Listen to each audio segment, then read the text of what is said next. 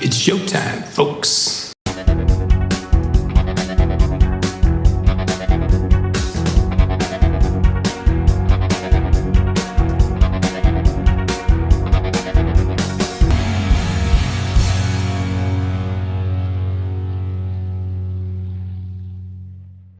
Hey everybody, and welcome to another splendiferous episode of Into the Music. You dropping those 10-pound words. My name is John, and that person over there is Andy. Hello, Andy. Hello, sir. How are you? I am good. I'm really good. Okay. You came out of the gates with splendiferous, and then just dropped good on me for how you're doing. So yeah, sometimes it is what it is. It is indeed. Awesome. Well, I'm glad that we're here together. That can only mean one thing, right? Where there's going to be a bit of a song exchange. Put it on me. So, have you heard of a band called British Sea Power? No. But judging by the name, I assume it's an old band. Ish. Oh. I mean, your sense of old and my sense of old are two different things. No, I was just thinking back to a time of British Sea Power. Yeah, long gone. Long That's gone. why I thought they were an old band. Yeah. British Sea Power now is those windmills off the coast, Yes, so the song is called Remember Me. Okay, yeah, I never heard of the band and I've never heard of the song, so I'm looking forward to this, I suppose, as much as one can. I'm a little trepidatious, but I'll give you my honest reaction and feedback. Well, strap on your musical nose bag and go snack down on these tasty morsels. Nose bags, is that the thing that you put on the horse to just feed like a feeding bag? Oh yeah. Awesome. That's some imagery right there. Yeah, I'll go check it out. Thanks, John. And if you're good, I'll give you a sugar lump afterwards.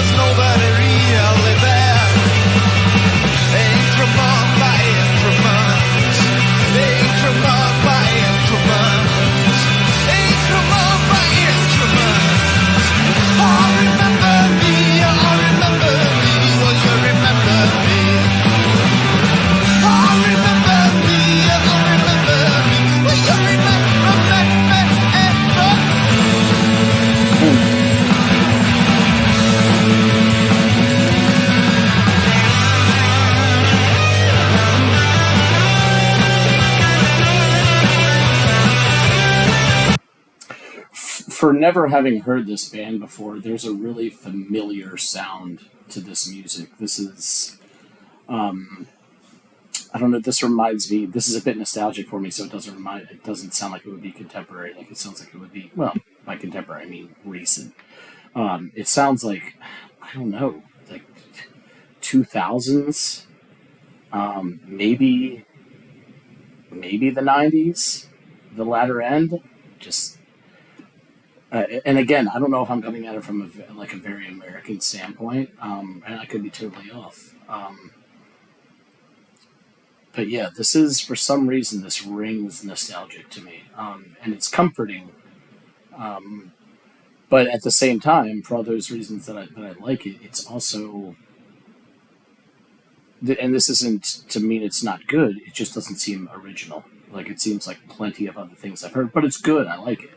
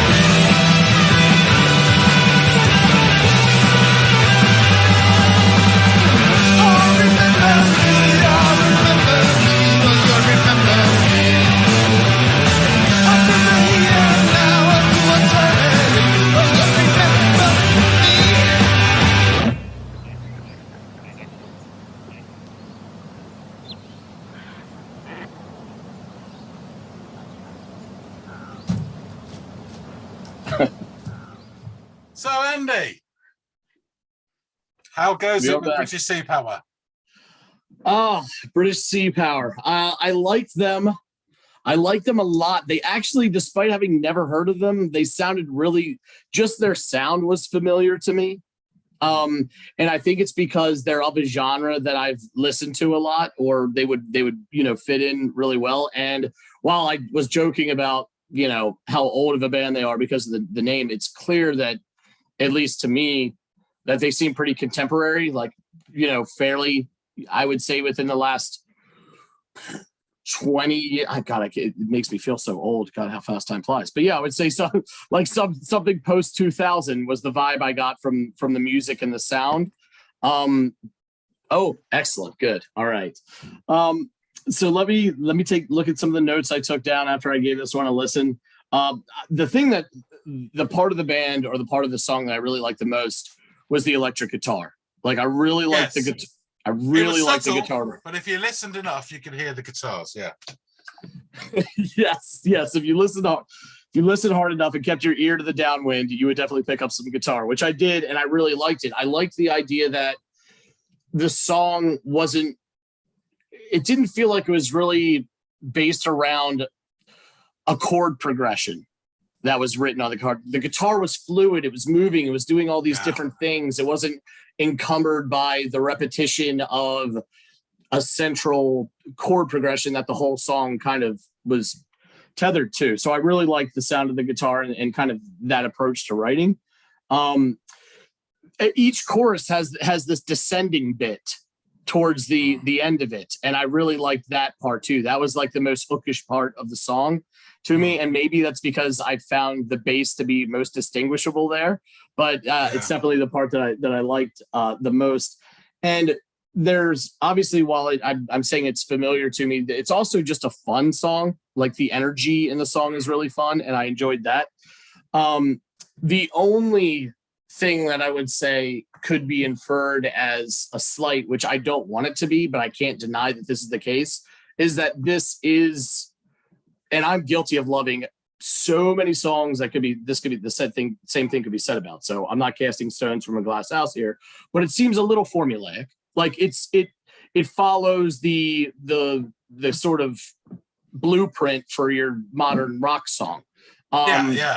And which again, that's probably where the familiarity comes from. And that's probably what lends itself to be kind of fun and benign and just a good song.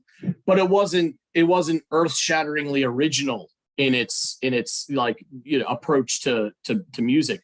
But I did love the energy, and I loved the sound. I loved the guitar quality. The music itself was great. I would listen to this again. There's no question about that. it's just, it sounds so familiar to me that it made me understand this probably isn't the most original thing you're going to offer up to me in the way of like, does this sound like anything? Is it groundbreaking? Is it revolutionary? Not so much, but that doesn't make it not a great song. It is a great song. It just is what it is.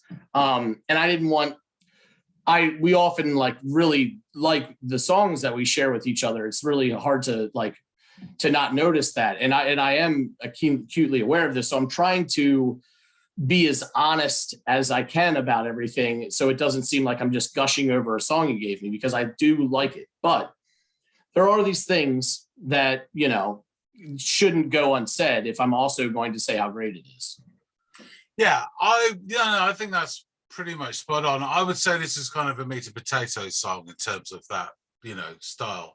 I think I'm slightly more clouded in my judgment because of when it came out, and I heard it in 2003. You had this sort of new wave revival that was very New York led. Yes, yes.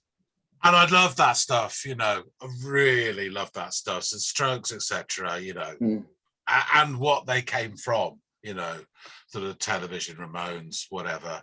Yeah. But this came out. I saw them on, I will say this not for the last time, on Jules Holland later, performing live. And it was just like a big slap in the face with a wet kipper. You know, this is British music, guitar bass coming back, and huge energy. They are very, very eccentric as a band. So the whole presence and everything was just amazing.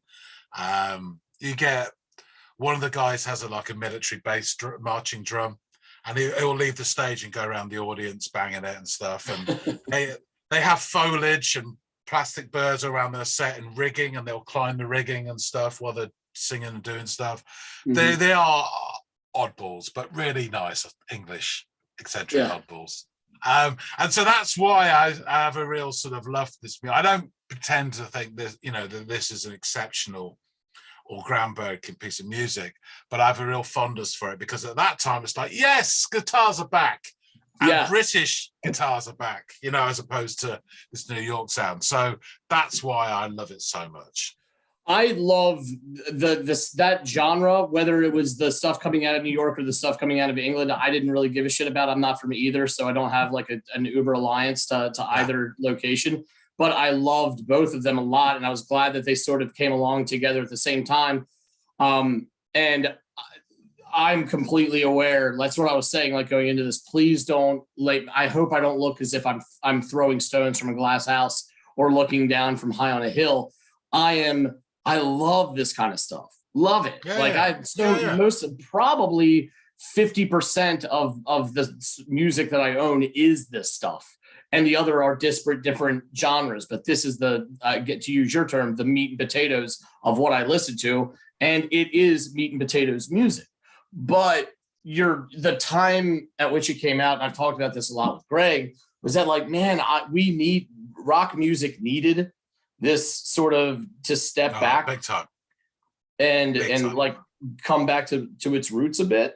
And that's sort of what's so cool about these genres is that they're always a good go back to genre. Like whenever music needs to rein itself in, like give me Jack White and give me the Strokes and give me Arctic Monkeys, you know, give me the Hives and the Vines and all that stuff. And let just back to basics, man, because sometimes the production stuff it's almost like they're trying to make this like epic pop album, but using rock as like a vehicle to do it. And I'm not saying that all that stuff's bad, but I'm saying when everywhere you turn is saturated with that, you need a detox. And that's why I love this kind of music, because it's just, you know, back to basics rock music, and you can't really go wrong with it. I really tried to divorce myself from the visual experience of the I was video. going to ask you about that. Yeah, because I didn't want, you never want that to like kind of, it's like when I want to listen to a Tool song and I have to watch the video for it. It's like there's all this crazy horror movie, weird mind effery going on. And I'm like, no, I don't want to be distracted by that. I just want to hear the song. And this is like very playful and fun, and the statues come to life and stuff. Like I couldn't help but find myself laughing, and it ties perfectly in with the kind of behavior you're talking about that they bring to their live performances. So that's cool that this isn't an indication as to who they are as a band. And it was fun. And in the hindsight, it didn't really take anything away from the song. The song was a playful, fun song. The video is a playful, fun visual. So they kind of go hand in hand. But I didn't make a lick of sense as to what exactly the song was about, because I was just caught up in the fun of the music. Yeah, and you're right. I'll go into the song first, and then I'll tell you a bit about the band. The song actually was released in 2001 and then re-released in 2003. At the time, they brought out their first album, Decline of the British Sea Power. And it got to about number 30. And it was considered an uplifting song, and they always play it live. However, the lyrical content and meaning is quite dark. There's a little bit of debate over what it means, but in general, it's definitely to do with the decline of age and mental decay. And a lot of people have referenced it to World War I veterans in particular, and the way we treat returning veterans, especially in their dotage. So it's not a particularly comfortable song about that, but the musical content is really fun and uplifting, as you're right, so, it doesn't, I don't give too much weight to that, when I'm listening to it. I just zone out with the swirling guitars and thinking, yes, that's how I go. Right, I'll tell you a bit about the band. So they formed in 2000. They are from up north. Well, they were. So there's two brothers, and they've all got their own sort of names with the band. I won't give you the full names because I can't remember all of them. But there's Jan, he's vocals, guitar, and lyrics, and then there's Hamilton, who is bass and vocals, and they're brothers. They went to Reading. Jan, I think it was, went to Reading University, where he met Noble, who is guitars as well. Then there's a chap called Eamon, who he does keys, guitars, and does the marching drum as well. And a guy called Wood, who does drums. They relocated to Brighton, and from there they built up a cult following. They used to have their own club nights called Club Sea Power, and they are very eccentric. So they brought out, I say, Decline of British Sea Power in 2003. It's a great album. It's proper indie guitar, rough around the edges, some really interesting stuff. This is the most catchiest of the songs on there. They also then brought out, after that, Open Season in 2005, which is a bit more polished and a little bit more friendly. There's a couple of great songs on there. It ended on an Oily Stage, which these are also top 30, top 20 hits, and Please Stand Up as well. That, at that time in 2005, Time Out magazine in London voted them the best live band of the year. And they had some really interesting stuff going on with them. They've brought out a further 6 albums. Do You Like Rock Music? I really liked as well. The 2008 songs on there, No Lucifer and Waving Flags, are really good. After that, I'm not so much, there's still decent stuff, but not particularly my thing. They are really interesting. I'll read you a little bit from Wiki because it probably does it better than I could describe it.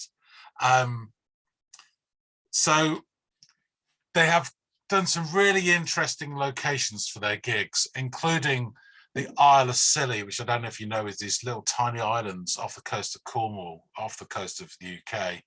They've played in village halls. They played at the Czech Embassy in London. They played in caverns in Cornwall, museums, libraries, and sea forts.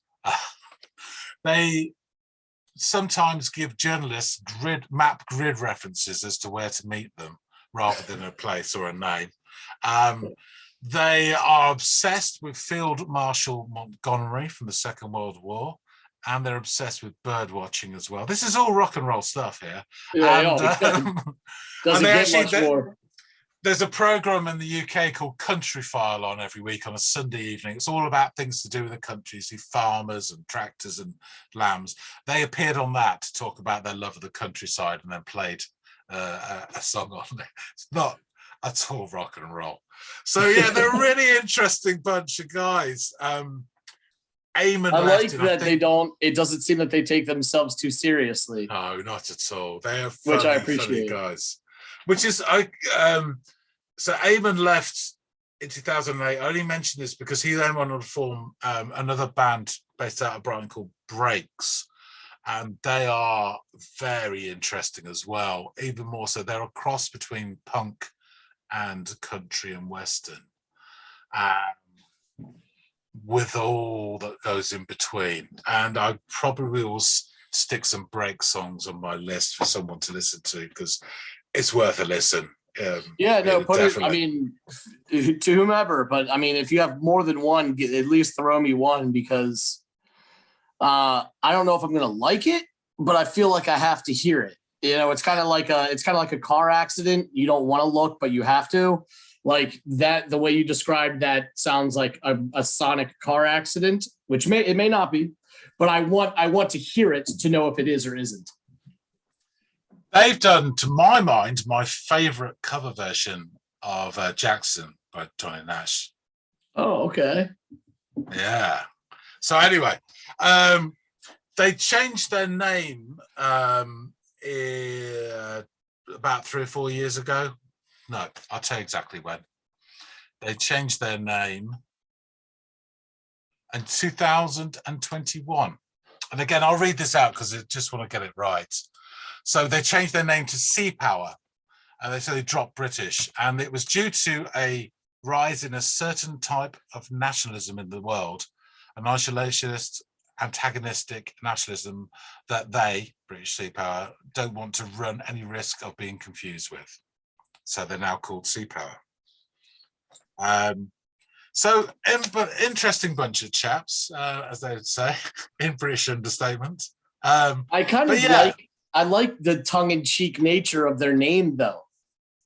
Like, you know, and the acknowledgement of sort of the washed up, the aspect of it. You know what I mean? And it's their band name and they can call themselves whatever the hell they want to. But I would just want them, like, if they were actually nationalists, I would want them to not only change their name, but to get the hell out of here. But it's if you're being tongue in cheek about it and, you know, then it's like, all right, you're clever and you're kind of making fun of something that shouldn't be taken seriously.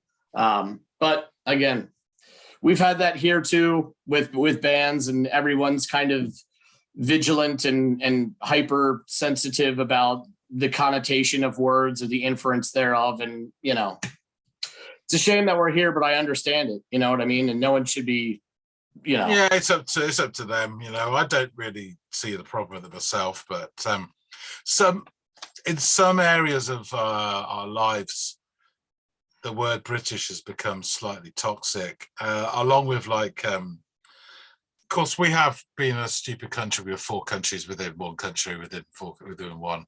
So we have a kingdom or two in there somewhere too, right? In this Russian nesting doll of geographic and of locations. Course, we have 4 flags. And if you put all 4 flags together, you get the Union Jack, which is the one you see as Great Britain. So the one on its own for England is called the St. George's Cross, which is a white flag with a red cross. And that has also kind of been hijacked by some on the right as well, and can be seen as toxic in certain circumstances, particularly during world football tournaments. Which again is just all nonsense because St. George was Greek, and you know it's all anyway. But I saw this just by the by. I saw this great TV series on at the moment, and there's a bit in it where this nationalist guy has kidnapped an Asian British guy, and he says, "I'm going to take you to this castle my dad took me to," and he told me it was Norman. You can't get more English than that. And I thought that just sums it up. That really does. It's so funny because it's like the Normans were British. The Normans weren't even French. It's like, I know. I just when people say I want to be Anglo-Saxon, you do know what Saxon means, don't you? It's German, you know, God's sake. But anyway, so, you know, Sea Power. So they're still going strong. They're still entertaining and confounding people with their antics. And more power to them. Good. I feel like there's always a place in music and pop culture for a good-hearted band of fools. And it sounds like that's kind of what these guys are. So it's really hard to be divisive or polarizing when that's your approach to your art. You know what I mean? Yeah. So there'll always be a spot for bands like these. That's awesome. I'm glad you offered them up. Cool. All right, then. Well, I'll take us out if that's okay. By all means, sir. Okay. Well, thanks for watching our ramblings. I hope you enjoyed the ditty and our observations. If so, put your comments below. Tell us about what you think about British Sea Power and the track and other stuff as well. Like, subscribe, send money, whatever you want to do. And we shall see you, all of you, as they say, on the very next episode. Or perhaps you'll check out an old one, I don't know. But the next episode of Into the Music.